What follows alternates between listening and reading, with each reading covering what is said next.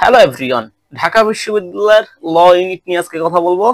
আজকে কিছু একদম বেসিক একদম মৌলিক যে বিষয়গুলো আছে ল সাবজেক্ট নিয়ে একদম শুরু থেকে যাদের স্বপ্ন বিশেষ করে ঢাকা বিশ্ববিদ্যালয়ে লতে পড়বা তাদের জন্য কিছু ইনফরমেশন দেওয়ার চেষ্টা করব। তোমাদের যদি এটা ভালো লাগে তাহলে কমেন্ট সেকশনে সেটা জানাবা, আমি ইন ডিটেলসে কথা বলবো, ঠিক আছে? তো এখানে যে বিষয়গুলো আমি ফুটিয়ে তুলছি একজন সাধারণ স্টুডেন্ট হিসেবে তুমি বুঝতে পারবা তোমাকে কি কি করতে হবে আসলে ঢাকা বিশ্ববিদ্যালয়ে লতে পড়ার জন্য, যাদের স্বপ্ন এখানে ড্রিম ঢাকা বিশ্ববিদ্যালয় ল। ওকে, ঠিক আছে। দেখো, ঢাকা বিশ্ববিদ্যালয় ল এটা হচ্ছে DU, law subject. DU means Dhaka university law subject. আচ্ছা, এটা কোথায় আছে সেটা যদি বলি, এটা হচ্ছে ল আছে বি ইউনিটে। বি ইউনিট কোনটা? ঢাকা বিশ্ববিদ্যালয়ের বিতে। এখানে সবাই পরীক্ষা দিতে পারে। তুমি যদি মানবিকের হও, আর্টসের হলেও পরীক্ষা দিতে পারবা, এখানে ব্যবসার হলেও পরীক্ষা দিতে পারবা, সায়েন্সের হলেও পরীক্ষা দিতে পারবা। এখানে পরীক্ষা যে ভর্তি পরীক্ষা সেটা কিসে কিসে হয় সেটা একটু বলি। সেটা হচ্ছে এখানে বাংলা হয়, এমসিকিউ এবং তোমাদের লিখিত পরীক্ষা হয় ঢাকা বিশ্ববিদ্যালয় এখন। সেটা যদি এমসিকিউ বলি, ফার্স্ট অফ অল এমসিকিউ থাকবে, বাংলা থাকবে, ইংলিশ থাকবে, জিকে থাকবে। এর পাশাপাশি লিখিত অংশ থাকবে, সেখানে বাংলা এবং ইংলিশ থাকবে। বুঝতে পারছো? যারা ল পেতে চাও তোমাদের এই বিষয়গুলো ফেস করে তারপর কি ল পেতে হবে, তোমাকে এখানে বি ইউনিটে পরীক্ষা দিতে হবে। এখানে বি ইউনিটে তুমি যে বিভাগ থেকে হও তুমি পরীক্ষা দিতে পারবা। তোমাকে কি কি বিষয়ে পরীক্ষা দিতে হবে? তোমাকে বাংলা, ইংলিশ আর সাধারণ জ্ঞান জিকে পরীক্ষা দিতে হবে। কিভাবে দিতে হবে? দুই ভাবে দিতে হবে, একটা হচ্ছে লিখিত, একটা হচ্ছে এমসিকিউ।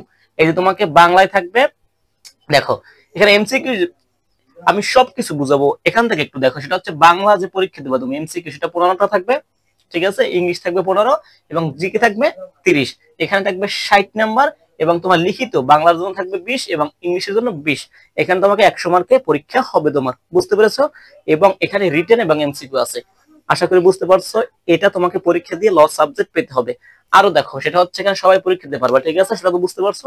এখানে ল আসন আছে কয়টি? আসন আছে 110টি আসন আছে, অনেকগুলো আসন।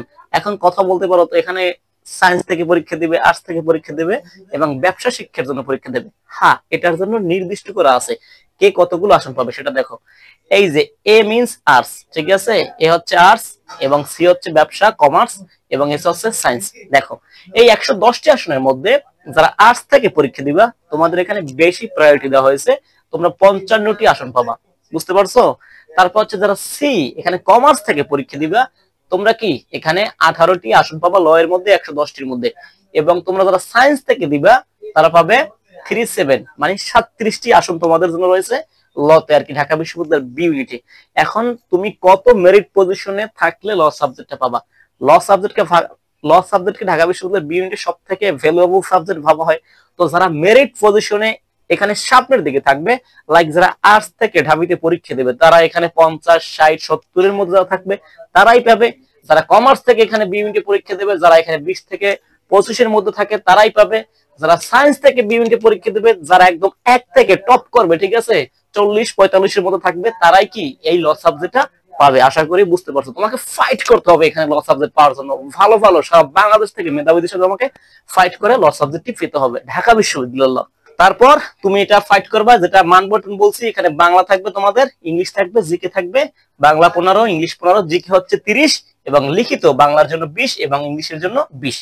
এখন এখানে আরো একটি কন্ডিশন বা শর্ত আছে, সেটা হচ্ছে কি, এই যে মানবন্টন আছে সেটা পাওয়ার জন্য, এই মানবন্টন থেকে ল পাওয়ার জন্য তোমাকে কি কি করতে হবে দেখো। বাংলায় তোমাকে 19 পেতে হবে, এখানে ইংলিশে পেতে হবে 21 এবং জিকেতে পেতে হবে 15।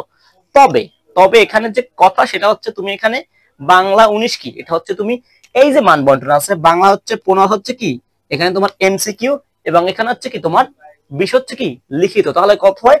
মোট 35 হয়। এই 35-এর মধ্যে তুমি কত পারবা? হ্যাঁ 35-এর মধ্যে তোমাকে অবশ্যই অবশ্যই 19 পেতে হবে। এটা পাবে ভাই, যেটা বললাম না, ল সাবজেক্ট যারা পাবে ওরা ঢাকা বিশ্ববিদ্যালয় যারা টপ করবে ওরাই ল সাবজেক্টটা পাবে। তো এটা কি ওদের জন্য ব্যাপার না যে ঢাকা বিশ্ববিদ্যালয় 55-এর মধ্যে থাকবে, আর্টস থেকে যে কমার্স থেকে 18-এর মধ্যে থাকবে এবং যে সায়েন্স থেকে 37-এর মধ্যে থাকবে, ওর জন্য বাংলা এখানে 35, মানে এমসিকিউ এবং রিটেন মিলিয়ে যে 35 নাম্বার আছে সেখানে 19 পাওয়া ওর কাছে কোনো ব্যাপারই না, কারণ বাংলাদেশের টপ লেভেলের মেধাবী স্টুডেন্ট আর কি। তারপর ওকে ইংলিশে পেতে হবে 21, ও পাবে আর কি। তো এটা আর কি কন্ডিশন, এটা পেতে হবে, এর থেকে বেশি পাবে সবাই আর কি আশা করি। এবং জিকে পেতে হবে 15। জিকে কত? জিকে তোমাদের লিখিত নয়, জিকে হচ্ছে অনলি এখানে এমসিকিউ। এমসিকিউ 30-এর মধ্যে তোমাকে অবশ্যই মাস্ট 15 পেতে হবে তুমি যদি ল সাবজেক্টে পড়তে চাও ঢাকা বিশ্ববিদ্যালয় ল। আচ্ছা, বুঝতে পারছো? এটা হচ্ছে তোমাদের যে বিষয়গুলো আছে, আশা করি বুঝতে পেরেছো। এরপর তোমাদের এখানে পরীক্ষা দিতে বি ইউনিটে তোমাদের এসএসসি এবং এইচএসসি কত জিপিএ লাগে, এখানে কত সালে পরীক্ষা দিতে হবে, সেগুলো যদি দরকার হয় সেগুলো কমেন্টে জানাতে পারো। সেগুলোর জন্য আবার সুন্দর একটি সাজানো গোছানো ভিডিও তোমাদের জন্য নিয়ে হাজির হবো, ঠিক আছে? তারপর এখানে জিপিএ কত, জিপিএ 20 নাম্বার, সেগুলো নিয়ে কিভাবে নেগেটিভ মার্ক করা হয়, কিভাবে মেধা তালিকা করা হয়, কোথায় কোথায় পরীক্ষা হয়, সেগুলো জানতে চাইলে কমেন্ট করো, সুন্দর করে বুঝিয়ে দেবো। আজকে এই পর্যন্তই। ঢাকা বিশ্ববিদ্যালয় ল নিয়ে তোমাদের একটু ইন্টারেস্ট বা আগ্রহ বাড়িয়ে দিলাম। ভালো করে পড়াশোনা করো ঢাকা বিশ্ববিদ্যালয় ল পাওয়ার জন্য। Thank you all.